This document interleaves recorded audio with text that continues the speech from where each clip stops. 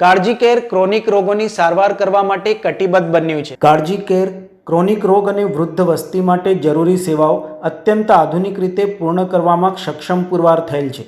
આધુનિક સુવિધાઓ અને વ્યક્તિ સંભાળ માટે ગુજરાતમાં નંબર 1 સ્થાન પ્રાપ્ત કરેલ છે। લોકો ક્રોનિક બીમારી જેમ કે ડિમેન્શિયા, પાર્કિન્સન્સ, ઓર્થોપેડિકથી પીડાતા હોય છે। આ માટે કાળજી કેર ગુજરાતની પ્રજા માટે સજ્જ છે। આ અંગેની માંગમાં સતત એક ધારો વધારો થઈ રહ્યો છે, જેને ધ્યાનમાં રાખી હાલમાં કાળજી કેર 4000 ચોરસ ફૂટ બિલ્ડિંગમાં અદ્યતન 55 રૂમનો સમાવેશ 5 માળમાં કરવામાં આવેલ છે। અદ્યતન ફિઝિયોથેરાપી વિવિધ સાધનોથી સજ્જ છે। અહીં સ્ટ્રોક, પાર્કિન્સન્સ, સ્ટ્રેન્ટ જેવી વિવિધ કસરતો અનુભવી ડોક્ટરોની દેખરેખ હેઠળ કરવામાં આવે છે। આંતરડાની આંતરિક સ્વચ્છતા માટે હાઇડ્રોકોલન થેરપી અત્યંત આધુનિક મશીનથી 100% પરિણામલક્ષી છે। દરેક ફ્લોરના રૂમની વિશેષતામાં સ્વયંસંચાલિત બેડ, ટીવી, એસી અને સૌથી વિશેષ બાથરૂમમાં ઇમરજન્સી કોલ બેલ જે એની વિશેષતામાં વધારો કરે છે। પેશન્ટની તંદુરસ્તીની નિરાકરણ આધુનિક કિચનમાં ડાયટિશિયનની દેખરેખ હેઠળ સતત તાજું અને પૌષ્ટિક જમવાનું પીરસવામાં આવે છે। કિચન ક્યાં પેશન્ટને શું જમવાનું એમની જરૂરિયાતને ધ્યાનમાં રાખીને અતિ ચીવટથી બનાવી પીરસવામાં આવે છે। પેશન્ટની પ્રગતિ પરિવારને સમયસર દરરોજ કરવામાં આવે છે। આથી પરિવારના સભ્યોએ કોઈ ચિંતા કરવાની નથી, જેથી એ લોકો કાળજી કેર પોતાનું ઘર સમજીને પ્રિયજનને મૂકી સ્વસ્થતા અનુભવે એ જ આશય છે। मैं रजत वैद हूँ।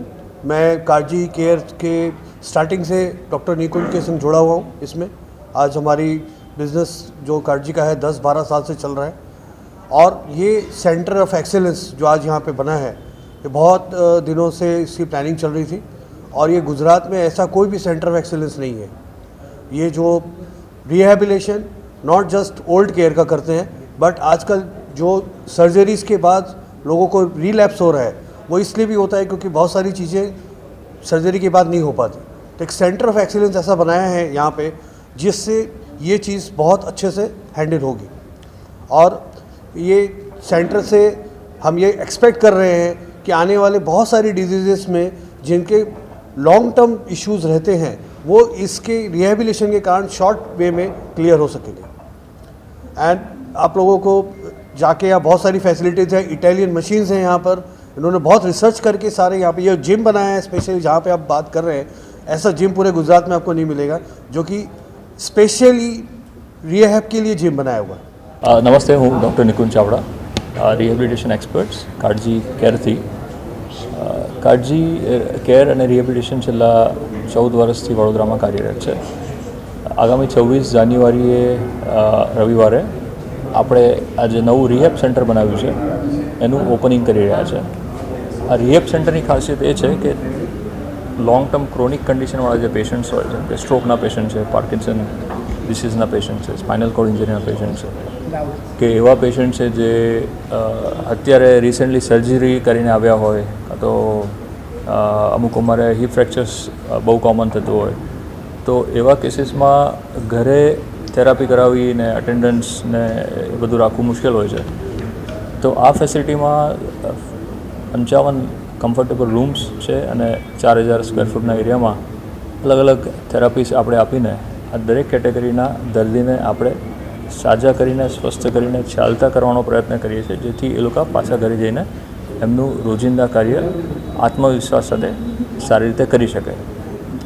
આ થેરાપી સેન્ટરમાં અલગ અલગ કન્ડિશન માટે, જેમ કે ગળવાની ક્ષમતા ઓછી થઈ ગઈ હોય, ડિસ્ફેજિયા જેને કહેવાય, એના માટે અલગ સ્ટિમ્યુલેશન્સ મશીન્સ છે।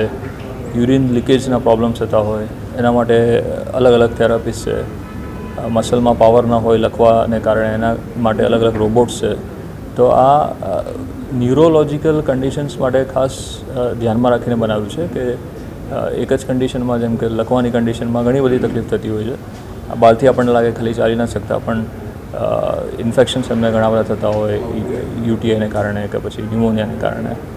તો અહીંયા રહીને એમને વ્યવસ્થિત થેરાપી સાથે એમને કેર કરાવીને પૌષ્ટિક આહાર સાથે આખું એક હોલિસ્ટિક કેર સાથે દર્દીને સાજા કરીને પાછા મોકલવા માટેની આખી વ્યવસ્થા આપણે કરેલી છે।